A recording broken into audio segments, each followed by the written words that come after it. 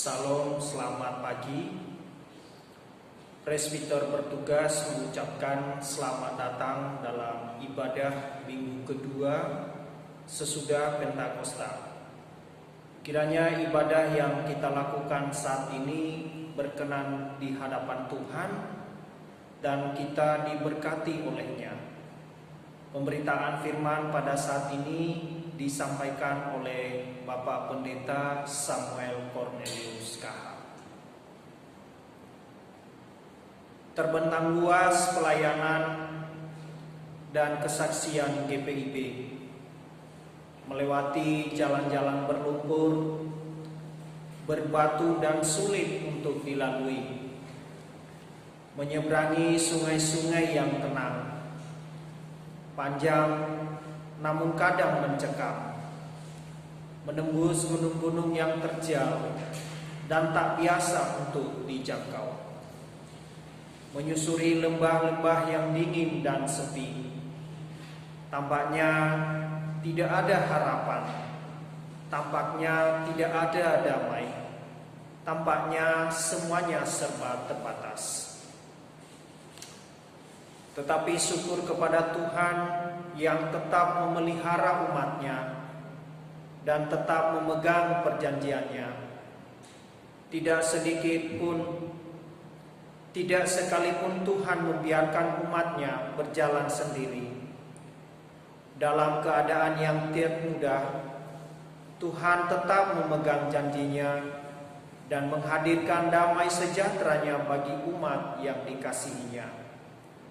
Damai sejahtera yang membuat umat Tuhan di berbagai wilayah pelayanan dan kesaksian dapat tetap bertahan dan berjuang untuk kemandirian.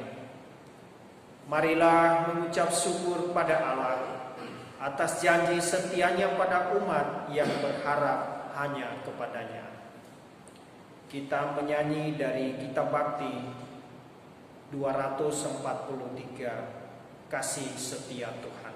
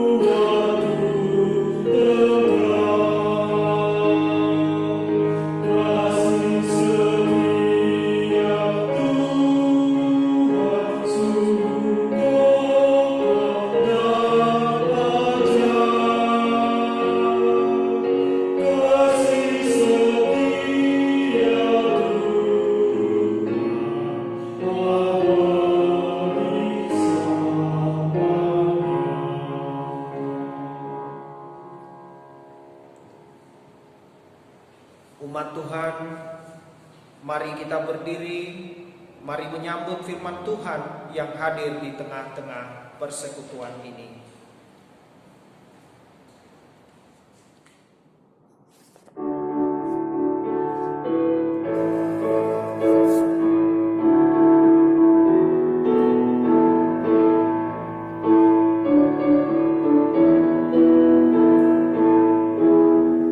Mari menghadap Allah.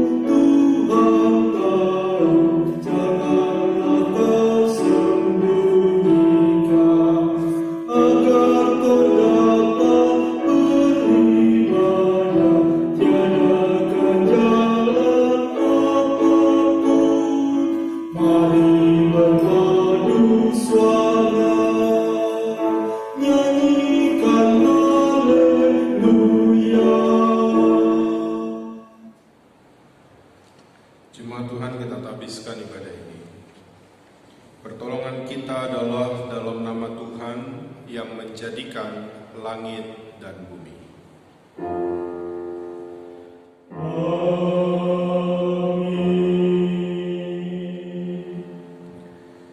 Nats pembimbing dari kitab Ibrani pasal 12 ayat 14. Berusahalah hidup damai dengan semua orang dan kejarlah kekudusan, sebab tanpa kekudusan tidak seorang pun melihat Tuhan. Terimalah salam, kasih karunia dan damai sejahtera dari Allah Bapa dan Kristus Yesus Juru Selamat kita menyertai kamu.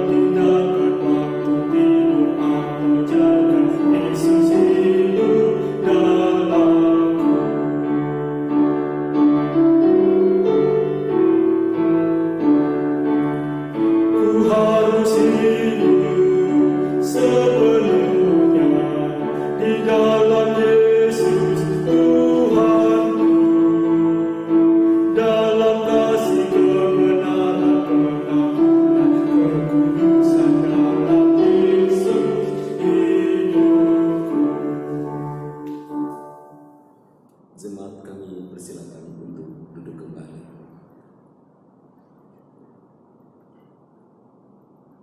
Saudaraku yang sangat dikasihi Tuhan, marilah dengan rasa sesal dan malu dan dengan kerendahan hati kita mengaku atas segala dosa-dosa kita.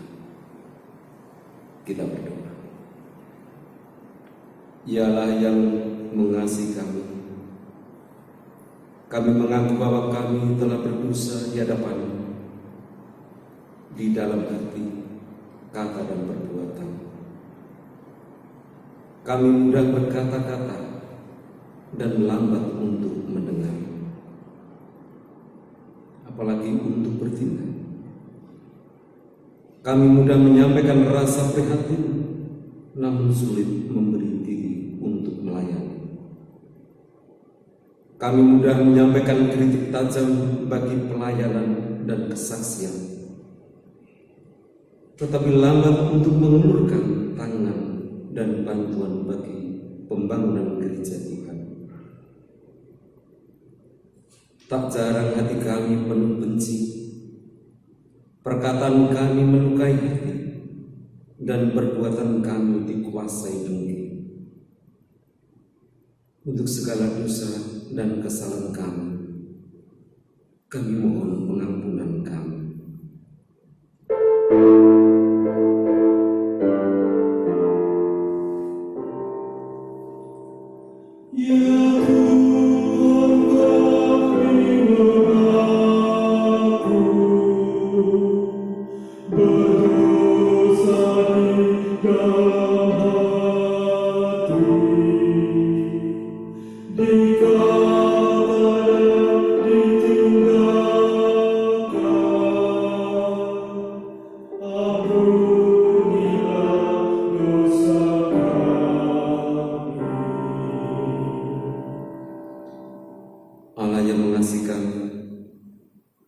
Kami mengaku bahwa kami telah berdosa di hadapan-Mu. Kami tidak sungguh-sungguh mengasihi sesama kami.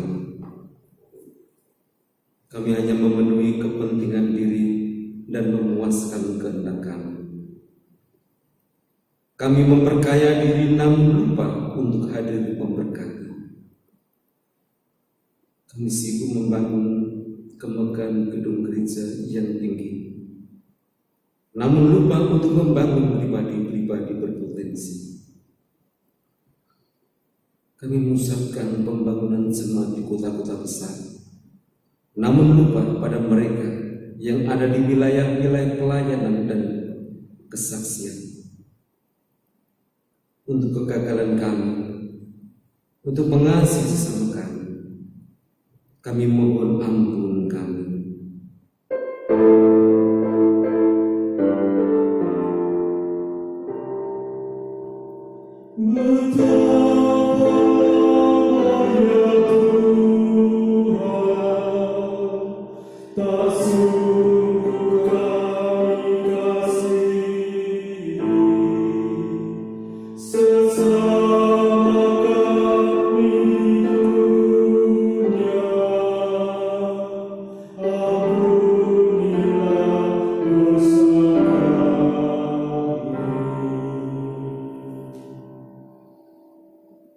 Allah yang mengasihi kami mengaku bahwa kami telah berdosa di hadapan-Mu.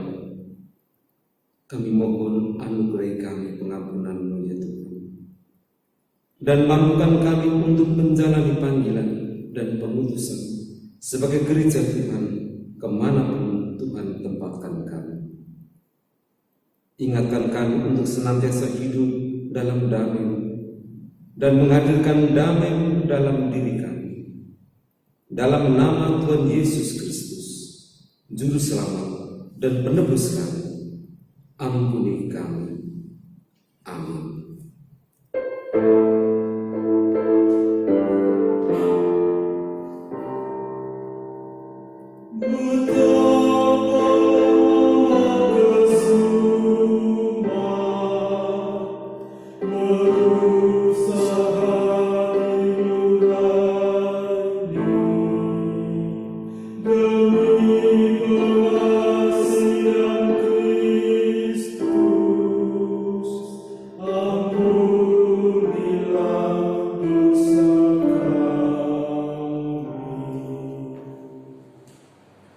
Jemaat Tuhan, kepada setiap orang yang telah mengaku dosanya di hadapan Tuhan, menyesalinya dan mau bertobat, maka disampaikan berita anugerah pengampunan seperti tertulis dalam kitab Mazmur pasal 32 ayat 1 dan ayat 2 yang menyatakan, berbahagialah orang yang diampuni pelanggarannya, yang dosanya ditutupi.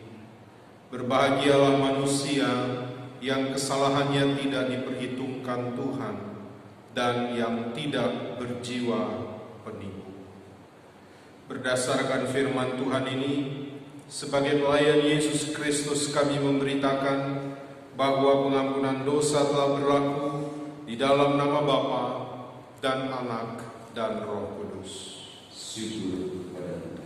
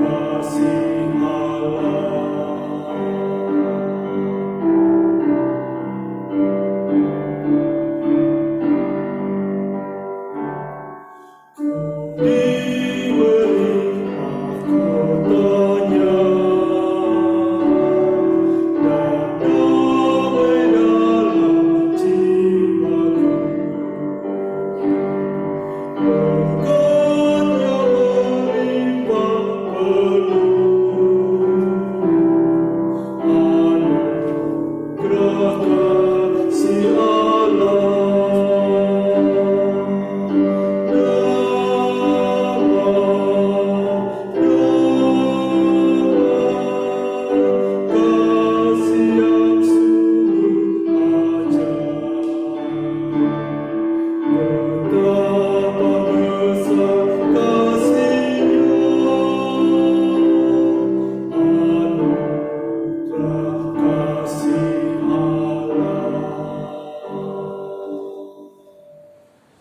Tuhan, saya undang mari berdiri untuk mendengar perintah hidup baru seperti yang ditulis dalam Galatia pasal 6 ayat 1 sampai dengan ayat 10 yang menyatakan, saudara-saudara, kalaupun seorang kedapatan melakukan suatu pelanggaran, maka kamu yang rohani harus memimpin orang itu ke jalan yang benar dalam roh lemah lembut, sambil menjaga dirimu sendiri, supaya kamu juga jangan kena pencobaan. Bertolong-tolonganlah menanggung bebanmu, demikianlah kamu memenuhi hukum Kristus. Sebab kalau seorang menyangka bahwa ia berarti, padahal ia sama sekali tidak berarti, ia menipu dirinya sendiri. Baiklah, tiap-tiap orang menguji pekerjaannya sendiri, maka ia boleh bermegah melihat keadaannya sendiri dan bukan melihat keadaan orang lain. Sebab tiap-tiap orang akan memikul tanggungannya sendiri. Dan baiklah dia yang menerima pengajaran dalam firman, membagi segala sesuatu yang ada padanya dengan orang yang memberikan pengajaran itu. Jangan sesat, Allah tidak membiarkan dirinya dipermainkan. Karena apa yang ditabur orang, itu juga yang akan dituainya. Sebab barang siapa menabur dalam dagingnya, ia akan menuai kebinasaan dari dagingnya. Tetapi barang siapa menabur dalam roh, ia akan menuai hidup yang kekal dari roh itu. Janganlah kita jemu-jemu berbuat baik, karena apabila sudah datang waktunya, kita akan menuai jika kita tidak menjadi lemah. Karena itu, selama masih ada kesempatan bagi kita, marilah kita berbuat baik kepada semua orang, tetapi terutama kepada kawan-kawan kita seiman. Demikian perintah hidup baru Roh Kudus menolong kita mewujudkan kemuliaan Allah dalam seluruh hidup dan kesaksian kita di dunia.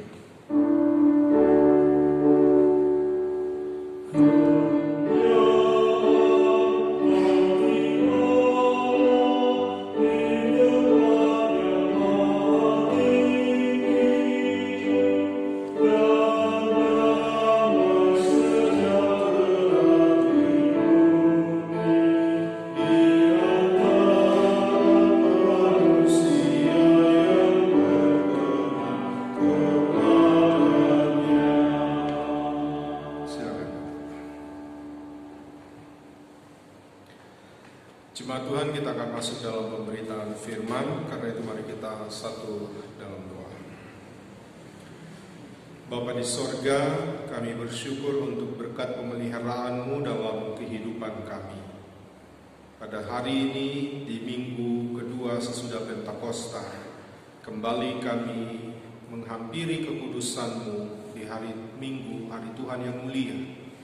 Dan kami hendak membaca, merenungkan dan mendengarkan firman-Mu.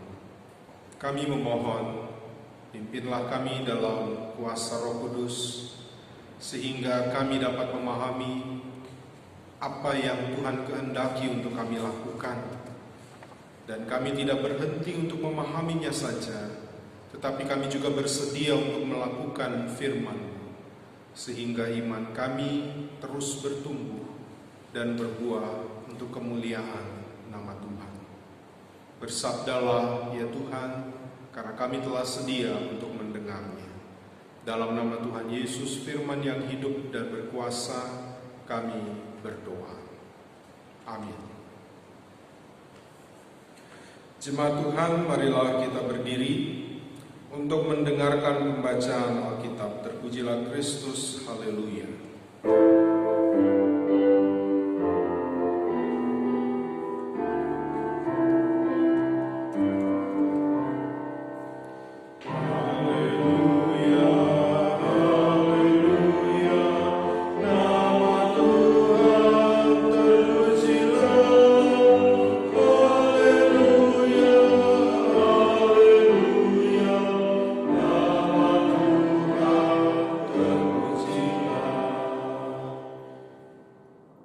jemaat yang dikasihi Tuhan, pembacaan Alkitab pada hari ini terambil dari kitab Kejadian pasal yang ke-31, ayat yang ke-43 sampai dengan yang ke-50. Kitab Kejadian 31 ayat 43 sampai yang ke-50 yang menyatakan,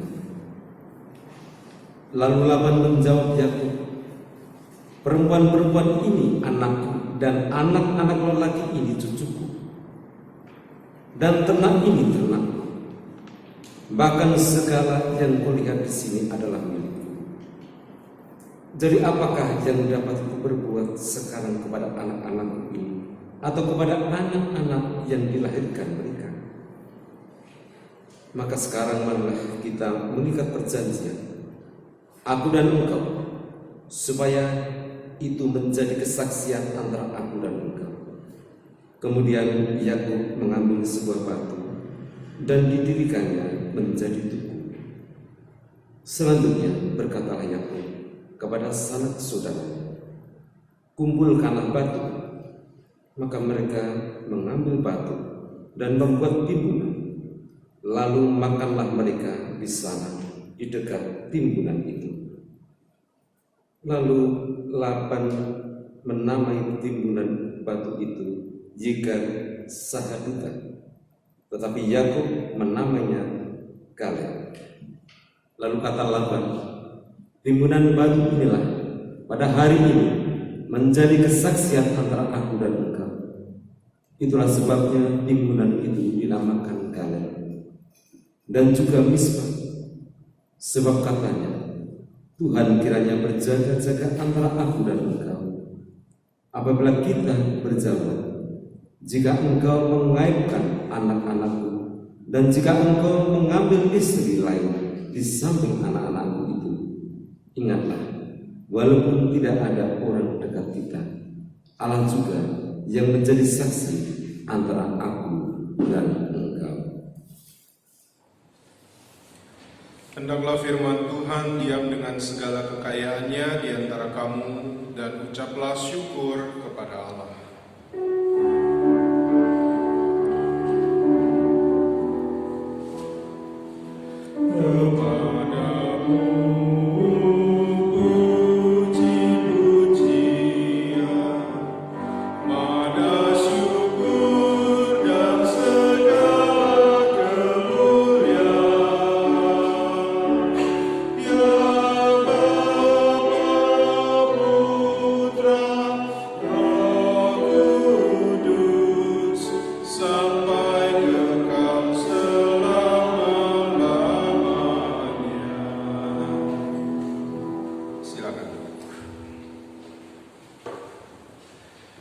Bapak, Ibu, dan Saudara yang dikasihi Tuhan, Shalom. Hari ini kita membaca kisah tentang Yakub dan Laban, penggalang kisah. Sebelum saya masuk dalam kisah ini, apa yang tadi kita baca, saya mau mengingatkan kita kepada hal yang penting untuk kita pahami, bahwa manusia diciptakan Tuhan sebagai makhluk sosial, sehingga manusia tidak bisa hidup dengan dirinya sendiri. Dia harus membangun relasi dengan siapapun, karena keberhasilannya itu juga bisa ditentukan oleh relasi yang baik dalam kehidupannya dengan sesama. Nah, oleh karena itu relasi diperlukan untuk mengeluarkan potensi yang ada di dalam diri kita. Banyak hal dalam kisah Alkitab ya, yang mengatakan demikian. Mau dengan orang yang kita suka atau kita tidak suka, atau ketika kita diperjumpakan dengan orang-orang yang mungkin bisa mengancam kehidupan kita, tetapi yakinlah bahwa dalam relasi kita, ketika kita diperjumpakan dengan orang lain, pasti ada satu potensi yang keluar dari dalam diri kita. Saya ambil contoh, keluar dari konteks bacaan kita. Daud tidak akan menjadi raja sebelum dia berjumpa dengan Goliat. Ya. Jadi walaupun dia harus berjumpa dengan raksasa, dia harus berjumpa dengan orang yang demikian besar, pahlawan yang gagah perkasa, yang lengkap dengan pakaian perang, tetapi Daud maju hanya dengan senjata yang sederhana. Tetapi justru ketika dia harus berhadapan dengan Goliat, disitulah potensi dalam dirinya itu keluar yang tidak pernah disangka oleh siapapun. Nah, itu contoh Bapak Ibu dan Saudara. Jadi saya mempunyai sebuah keyakinan begini. Dalam diri seseorang, Tuhan pasti sudah menaruh potensi-potensi yang baik untuk kehidupannya ke depan. Dan potensi-potensi baik itu bisa keluar ketika kita diperjumpakan dengan orang-orang yang ada di sekitar kita. Namun saya mau katakan juga bagi kita, tidak semua relasi itu, hubungan relasi itu mudah dibangun. Ya, salah satunya hubungan relasi yang tidak mudah untuk dibangun adalah hubungan relasi antara mertua dan menantu. Sehingga ada sebuah bercandaan begini. Sepanjang kehidupan sejarah keluarga, pasangan suami istri mana yang paling berbahagia?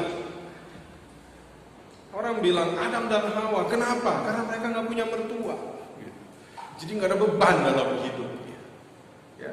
Relasi antara mertua dan menantu itu memang sesuatu yang tidak mudah untuk dibangun. Tetapi yakinlah bahwa dalam perjumpaan kita, saya masuk sekarang ke dalam teks ini karena Yakub itu menantu, Laban itu mertuanya.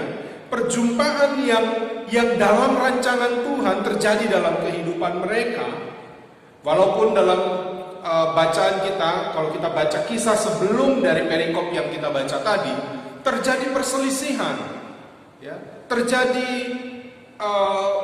saling curiga dan saling tidak percaya antara Laban dan Yakub, dan selalu ada alasan untuk itu. Kenapa Laban tidak begitu percaya sama Yakub? Karena Laban merasa bahwa Yakub ketika datang ke daerahnya itu nggak punya apa-apa. Yakub datang, berjumpa, dia lihat, satu ketika dia lihat Rahel dan dia jatuh hati, dan kemudian ketika dia datang kepada Laban, dia mau minta Rahel sebagai istrinya.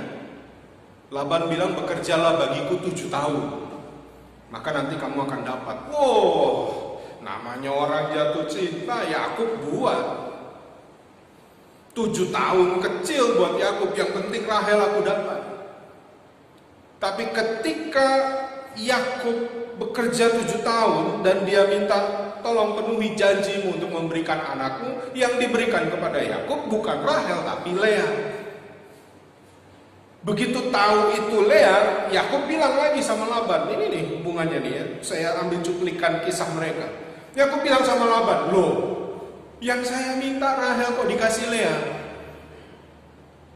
Lalu Laban bilang, udah nikahi dulu, genap 7 hari kamu nikahi Lea, baru aku kasih Rahel. Tapi untuk dapat Rahel, kamu harus kerja lagi 7 tahun. Karena Daud memang jatuh hatinya sama Rahel, dia kerja. Tapi bagi Laban, ketika Yakub bekerja di ladangnya, ketika dia menggembalakan ternaknya Laban, ternak Laban menjadi banyak. Dan Yakub pun karena dia bekerja sama Laban, dia bisa membangun keluarga. Sebenarnya ada hubungan relasi yang saling menguntungkan di sini. Tetapi karena didasari rasa curiga, ketika Yakub pergi dari kehidupan Laban, dia keluar membawa anak-anaknya, ya, dan membawa ternak, karena sudah ada perjanjian, ya. Kalau Bapak Ibu baca sebelumnya, itu kambing domba yang bertoto-toto dan yang tidak, dan Allah melipat gandakan apa yang akan dibawa oleh Yakub. Laban kemudian lihat, wah, nah namanya mertua kan, anaknya dia yang besarin, biaya-biaya anaknya dia yang kasih. Yakub terima bersih. Kemudian begitu dapat 2 anak gadisnya, dibawa pergi dengan cucu-cucunya, dengan kambing dombanya. Laban bilang, wih enaknya. Tapi Yakub juga punya pandangan yang lain. Bahwa aku sudah mengabdi, aku sudah bekerja, dan kamu sudah menikmati hasilnya. Bahkan dalam perjanjian kita sempat ada ketidaksesuaian antara kesepakatan yang sudah dibuat. Jadi antar mertua menantu ini dalam perjalanannya terjadi friksi, ada gesekan. Tapi Bapak Ibu dan Saudara, ini semua terjadi dalam campur tangan Tuhan. Dan ini yang menarik, ya, bahwa ketika mereka berjumpa, Yakub dan Laban, walaupun relasi yang mereka bangun sebenarnya ada kebaikan-kebaikan yang mereka terima. Laban menikmati hasil ternak yang baik, Yakub menikmati apa yang menjadi berkat Tuhan ketika dia bisa membangun keluarga sebagai cikal bakal keturunan Israel, gitu ya. Namun keduanya punya gesekan ketika membangun relasi. Tapi Bapak Ibu dan Saudara, Alkitab juga bilang begitu. Amsal 27 ayat 17 mengatakan, besi menajamkan besi, orang menajamkan sesamanya. Jadi kalau kita mau melihat potensi yang ada dalam diri kita untuk bisa keluar, maka memang harus terjadi gesekan. Dan gesekan itu harus mempertajam. Nah, sekarang saya mengajak kita membayangkan bagaimana bisa besi menajamkan besi jika tidak terjadi friksi, tempel. Coba kasih jarak 3 cm. Apakah orang yang mau menajamkan besi, kalau Bapak Ibu lihat atau di rumah mau menajamkan pisau, tidak mungkin kita menajamkan pisau tanpa menggesekkannya ke alat asah itu atau ke besi. Saya melihat kalau tukang jagal sapi atau tukang potong ayam itu dia punya pisau yang besar dan juga ada pegangan dengan besi yang seng-seng-sengan, mesti bunyi dia. Namanya digesek, dia pasti panas, bahkan bisa menimbulkan percikan api. Tetapi saya mau bilang buat kita membutuhkan orang lain untuk menajamkan diri kita. Dan bagaimana menajamkan kita? Nah, saya ambil ini bagian dari bacaan kita. Ketika Laban panas hati karena melihat Yakub kayaknya enak, udah bawa anaknya, udah bawa cucunya, bawa domba yang berasal dari ternaknya.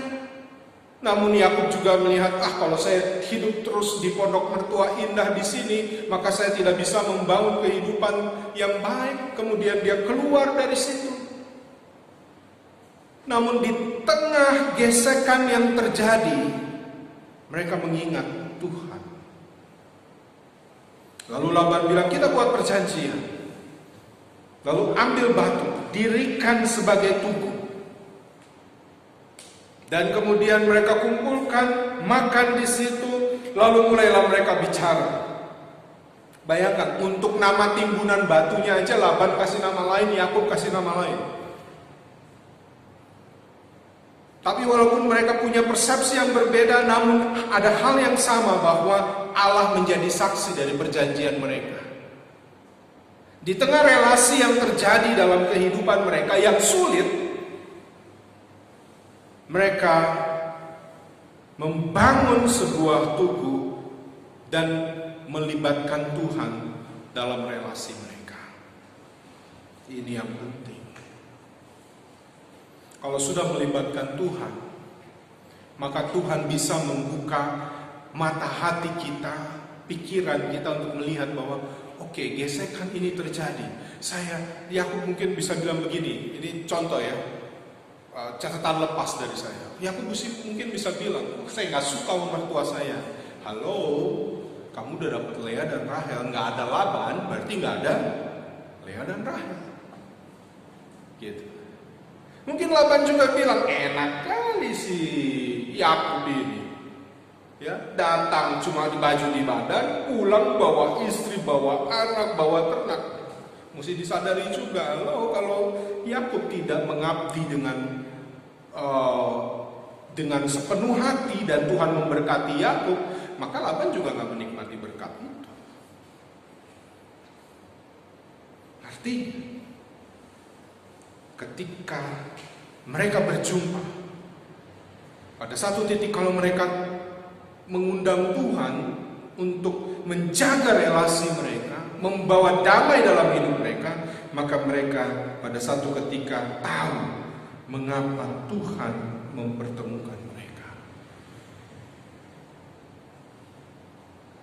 Walaupun relasi itu menjadi rentan ketika muncul ketidakpercayaan dan kecurigaan di antara keduanya, tetapi ketika mereka mengundang Tuhan dan akhirnya damai itu terjadi, mereka bilang, kita jangan sampai melampaui dari batu ini dengan niat jahat satu kepada yang lain. Artinya apa?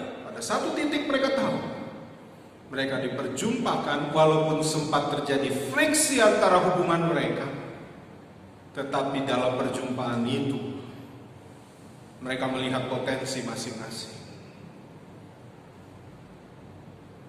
Nah, oleh karena itu pesan saya, ketika kita membaca bahan Alkitab ini, kisah cuplikan antara Yakub dan Laban, selalu bangunlah relasi dengan siapapun, dengan orang yang kita sukai atau dengan orang-orang yang sulit untuk kita pahami,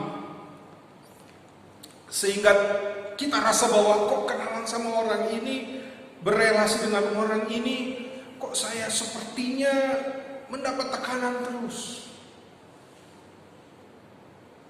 Atau mungkin ketika kita berelasi, kok saya kayaknya perjanjian-perjanjian ini difitnah terus, dan tidak diingkari terus, tidak ditepati. Yakub dan Laban sempat mengalami itu. Tetapi ketika Tuhan ada dalam perjanjian itu, akhirnya masing-masing menyadari, oke, Laban bilang yang penting ingat baik-baik, jaga anak-anakku, jangan kau kawini orang lain lagi. Ternyata itu toh yang Laban mau bilang sama Yakub. Di satu sisi Yakub menyadari posisinya sebagai menantu, dan dia mengamini apa yang dikatakan oleh Laban, supaya dia tidak mengambil lagi istri yang lain. Saudara-saudara yang dikasihi Tuhan, dalam kita hidup, bersosialisasi, membangun relasi satu dengan yang lain, bisa saja terjadi friksi dalam kehidupan kita. Tapi belajar dari kisah ini, walaupun ada sakit hati, bisa muncul mulai kedengkian, muncul kecurigaan, muncul ketidakpercayaan, libatkan Tuhan. Karena ada orang-orang yang Tuhan memang taruh dalam kehidupan kita untuk menajamkan kita. Bahkan saya mau bilang begini, kalau kita pergi di sini bergesekan dan kemudian kita rasa panas, wah, percikan api timbul, dan akhirnya kita tarik diri. Ingat, ketika kita tarik diri, maka kita tidak menajamkan diri kita lagi. Tapi terkadang kita tarik diri dari sini, Tuhan jumpai kita lagi dengan yang lain untuk terjadi friksi. Tujuannya bukan kekacauan, tetapi tujuannya untuk menajamkan kita, untuk mengeluarkan potensi yang ada dalam diri kita. Damai tidak akan datang dengan tiba-tiba tanpa diupayakan. Damai harus diupayakan. Ingat baik, Kristus hadir mendamaikan manusia dengan Allah. Dia harus mengambil inisiatif itu. Harus diupayakan. Dan itu merupakan salah satu contoh teladan yang baik bahwa dalam hidup ini kita harus membangun relasi yang baik dengan siapapun.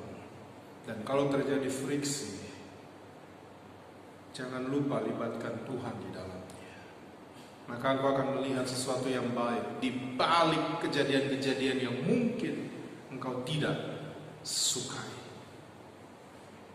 Tetapi sebenarnya di sana Tuhan sedang menajamkan kehidupan kita. Bawalah damai. Hadirkanlah selalu damai. Jangan pernah membangun tembok. Tapi kalau saya membayangkan batu-batu yang disusun ini bagaikan jembatan. Ketika terjadi pemisahan, bangunlah jembatan supaya ada satu titik temu. Sama-sama melihat bahwa dalam setiap perjumpaan selalu ada kebaikan Tuhan yang mau Tuhan nyatakan dalam kehidupan kita. Paling akhir, saya mau sampaikan satu pesan firman Tuhan bahwa orang-orang yang membawa damai itu adalah orang-orang yang hidup di dalam Tuhan. Ya. Siapa yang mengusahakan damai, dia disebut anak-anak Allah. Injil Matius 5 ayat 9 mengatakan, berbahagialah orang yang membawa damai. Ya, harus diusahakan. Ya, orang yang membawa damai, karena mereka akan disebut anak-anak Allah. Saudara dan saya adalah anak-anak Allah yang harus membawa damai. Dan damai itu akan terwujud kalau kita melibatkan Tuhan dalam kehidupan kita, dalam relasi kita dengan siapapun, di tengah keluarga, dengan tetangga, dengan rekan kerja. Kalau engkau disikut kiri, sikut kanan, yakinlah bahwa besi menajamkan besi, orang menajamkan sesamanya. Dan Tuhan sedang mau memperlihatkan potensi yang sudah Tuhan rajut dan Tuhan tenun dalam kehidupan kita. Tuhan memberkati saudara. Amin.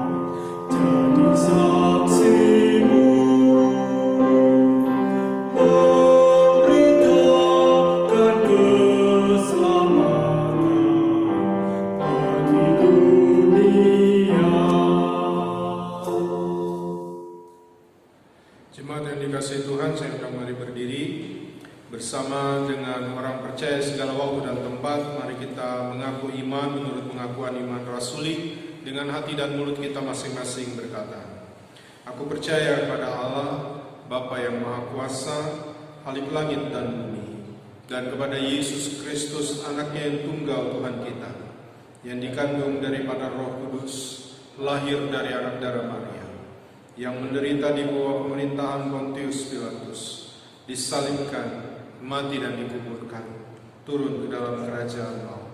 Pada hari yang ketiga, bangkit pula dari antara orang mati, naik ke sorga, duduk di sebelah kanan Allah, Bapa yang Maha Kuasa, dan yang akan datang dari sana untuk menghakimi orang yang hidup dan yang mati. Aku percaya kepada Roh Kudus, gereja yang kudus dan am, persekutuan orang kudus, pengampunan dosa, kebangkitan daging, dan hidup yang kekal. Mari kita satu dalam doa syafaat. Kita berdoa.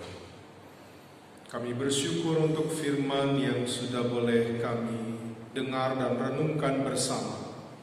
Kami percaya bahwa Roh Kudus akan terus bekerja, memimpin kehidupan kami sehingga firman yang sudah kami pahami itu boleh kami berlakukan dalam kehidupan kami, sehingga kami menjadi pembawa damai yang merupakan bukti kami sebagai anak-anak Allah.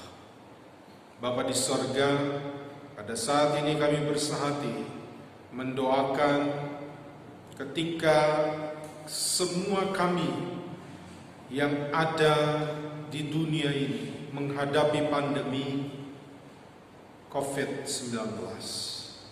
Kami mohon Tuhan selalu beserta, baik dengan setiap kami, keluarga kami, lingkungan kami, bahkan pemerintah kami di kota Surakarta, di Provinsi Jawa Tengah, pemerintah Republik Indonesia, pemerintah di dunia, yang terus berupaya untuk memutus mata rantai penyebaran virus COVID-19 ini. Setiap protokol kesehatan yang sudah dikeluarkan kiranya itu boleh dijalankan dengan penuh ketaatan dan disiplin. Sehingga dari sana kami percaya Tuhan juga turut bekerja mendatangkan kebaikan bagi kami, bagi dunia ini. Kami berdoa bagi pasien-pasien yang saat ini sedang berada di tempat-tempat isolasi di rumah sakit.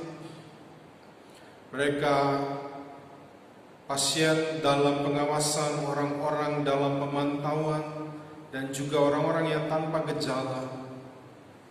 Tuhan tolong supaya di dalam mereka Tuhan beri imunitas tubuh yang kuat untuk melawan virus ini. Setiap makanan, minuman, vitamin, apa yang menjadi pengobatan yang harus dijalani, dari sana datanglah kiranya kebaikan Tuhan. Kami juga berdoa bagi dokter, para perawat, petugas-petugas di rumah sakit, petugas di laboratorium, para peneliti yang terus mencari dan berupaya menemukan vaksin dari virus ini. Kami juga mohon Tuhan, kiranya hikmat-Mu menyertai mereka. Kekuatan dari Tuhan yang ekstra Tuhan berikan dalam mereka melayani, dalam mereka bekerja keras, berupaya untuk mendatangkan kebaikan bagi dunia ini. Bapa di sorga, kami juga berdoa bagi saudara-saudara kami yang kehilangan sanak saudara, korban-korban yang meninggal. Kiranya keluarga-keluarga yang berduka Tuhan kuatkan juga dan hiburkan mereka. Kami berdoa bagi Gereja Protestan Indonesia bagian Barat dalam lingkup sinodal, di Mupel, di jemaat-jemaat sampai pos pelayanan dan kesaksian. Tuhan berkati, khususnya dalam memasuki bulan pelayanan dan kesaksian ini. Biarlah setiap kami boleh melayani dan bersaksi dengan membawa damai, membawa sukacita dalam kehidupan kami hari lepas hari. Kami juga berdoa bagi GPIB Jemaat Solo Utara di Surakarta. Tuhan juga memberkati seluruh jemaat, para hamba-hambamu yang melayani, karyawan. Biarlah kami semua sehati sepikir di dalam Tuhan untuk melayani, bersekutu dan bersaksi bagi kemuliaan-Mu. Kami mendukung dalam doa jemaat-jemaat kami yang sakit, mereka yang dalam pemulihan, mereka yang dalam usia lanjut. Kami berdoa bagi Ibu Mariam Subanti, Saudari Dwi Elisa Fitri, Bapak Domingus Naragale, Bapak Yuliman Silibu, Bapak Mahmudi, Ibu Sri Mulyani Leopeno, Bapak Yosefus Debatonis, Bapak Sudarmo, Ibu Ngatira Saidi, dan Bapak Kanapi Harjo Martono. Tuhan memberkati mereka, melawat mereka, memberikan damai sejahtera dan sukacita, sehingga datang selalu kekuatan yang baru dari Tuhan bagi mereka. Bapa di sorga, kami juga berdoa bagi mereka, jemaat-Mu yang bersukacita berhari ulang tahun kelahiran dan perkawinan dalam pekan yang menjelang. Biarlah Tuhan juga menaungi mereka dengan kasih setia-Mu, dan mereka boleh mengingat setiap berkat baik yang mereka terima datangnya hanya dari Tuhan, dan mereka boleh bersyukur senantiasa kepada Tuhan. Kami berdoa bagi jemaat Tuhan yang masih dalam pergumulan apapun, pergumulan mereka yang terdampak karena pandemi ini dalam kehidupan ekonomi, usaha, pekerjaan mereka. Tuhan juga kuatkan. Dan kami percaya Tuhan sumber berkat akan mencukupkan apa yang menjadi kebutuhan mereka. Bahkan jadikan kami juga saluran berkat-Mu kepada sesama. Hamba berdoa bagi semua jemaat-Mu, kepala keluarga, ibu rumah tangga, anak-anak, cucu-cucu, orang tua, dan saudara-saudara dimanapun berada. Biarlah Tuhan juga selalu menaungi kami dengan kasih setia dan berkat-Mu, dan pemeliharaan-Mu boleh nyata dalam hidup kami hari lepas hari. Ampunilah kami akan segala dosa kami ya Tuhan. Ini doa dan pengharapan kami. Di atas semuanya biarlah kehendak-Mu yang jadi, bukanlah kehendak kami. Ya Tuhan, dalam pengasihan-Mu kami mohon. Peliharalah kami dalam Yesus Kristus Tuhan kami yang sudah mengajar kami berdoa. Bapa kami yang di sorga, dikuduskanlah nama-Mu, datanglah kerajaan-Mu, jadilah kehendak-Mu di bumi seperti di sorga. Berikanlah kami pada hari ini makanan kami yang secukupnya, dan ampunilah kami akan kesalahan kami, seperti kami juga mengampuni orang yang bersalah kepada kami. Dan janganlah membawa kami ke dalam pencobaan, tapi lepaskanlah kami daripada yang jahat.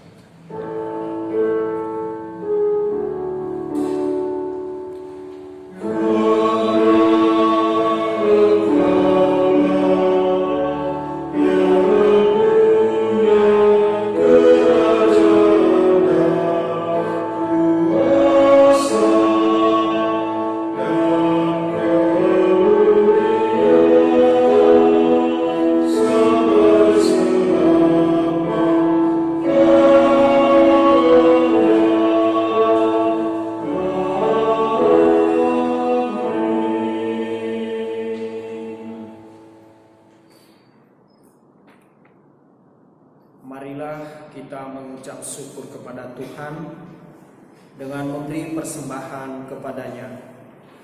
Dengarlah nats Alkitab dari kitab Roma pasal 12 ayat yang pertama yang menyatakan, "Karena itu saudara-saudara, demi kemurahan Allah, aku menasihatkan kamu supaya kamu mempersembahkan tubuhmu sebagai persembahan yang hidup, yang kudus, dan yang berkenan kepada Allah. Itu adalah ibadahmu yang sejati." Tuhan memberkati saudara dan persembahan saudara. Kita nyanyikan Kidung Jemaat 365B ayat 1, 2, dan 6. Tuhan ambil hidupku.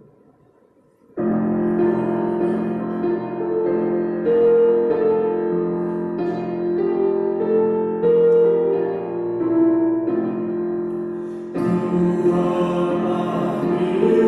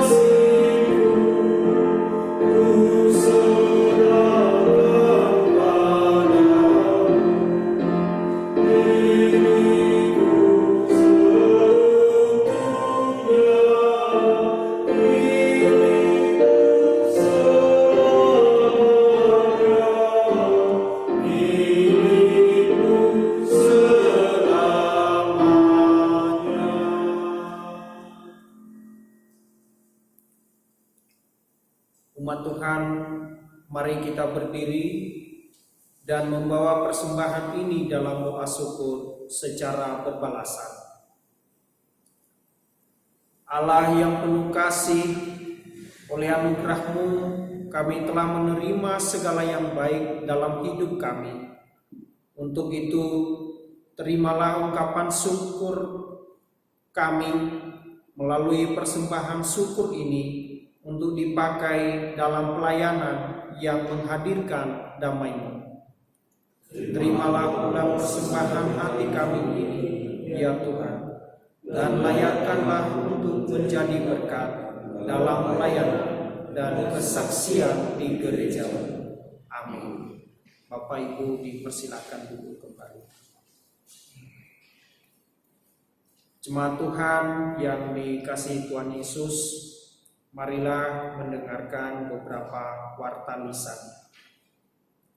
Yang pertama, ibadah keluarga tetap dilaksanakan di rumah jemaat masing-masing setiap hari Rabu pada pukul 19 WIB dengan menggunakan tata ibadah keluarga yang akan dibagikan.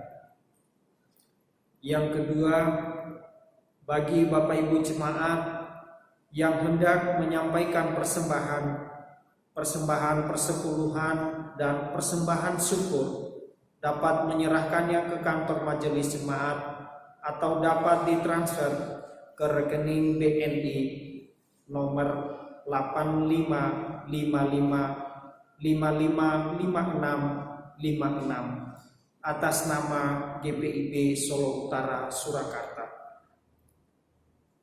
Yang ketiga, majelis jemaat mengucapkan selamat ulang tahun bagi warga jemaat yang berulang tahun kelahiran dan juga ulang tahun perkawinan dari tanggal 15 sampai 21 Juni 2020. Tuhan Yesus memberkati. Yang keempat, disampaikan kepada seluruh jemaat agar menjalankan pola hidup bersih dan sehat, tetap di rumah saja, rajin mencuci tangan, hindari kerumunan. Jika ada keperluan di luar rumah, selalu jaga jarak dan gunakan masker. Demikianlah warta lisan hari ini. Tuhan memberkati. Jemaat Tuhan, saya undang mari berdiri. Mari kita melaksanakan panggilan kita dari Tuhan, yaitu hiduplah dengan penuh damai sejahtera, dan kita mau menjadi pelaku firman Tuhan di dalam kehidupan kita, di keluarga, gereja, masyarakat, dan bangsa.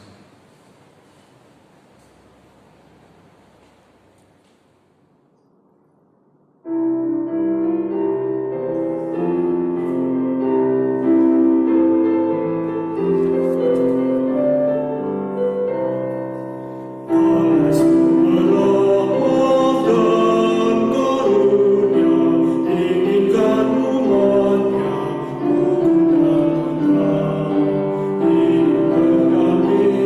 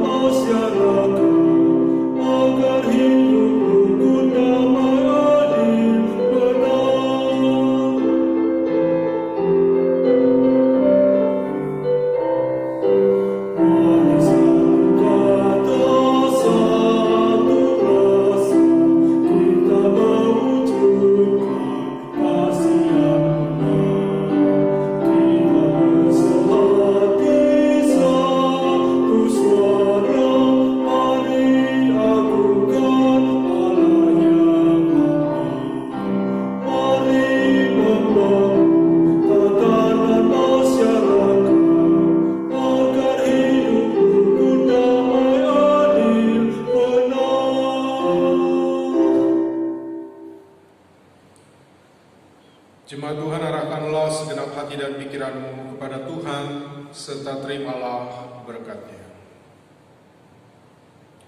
Tuhan memberkati engkau dan melindungi engkau. Tuhan menyinari engkau dengan wajah-Nya dan memberi engkau kasih karunia. Tuhan menghadapkan wajah-Nya kepadamu dan memberi engkau damai sejahtera.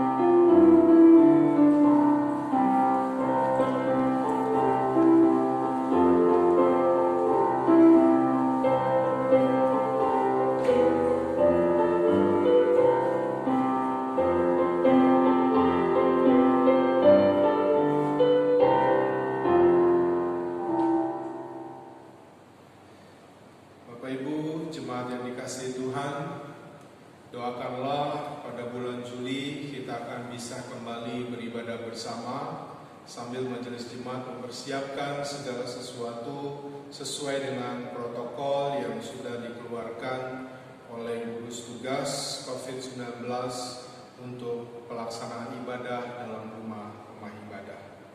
Pada saat ini kami majelis bertugas bersama para pendukung ibadah, kami mengucapkan selamat Hari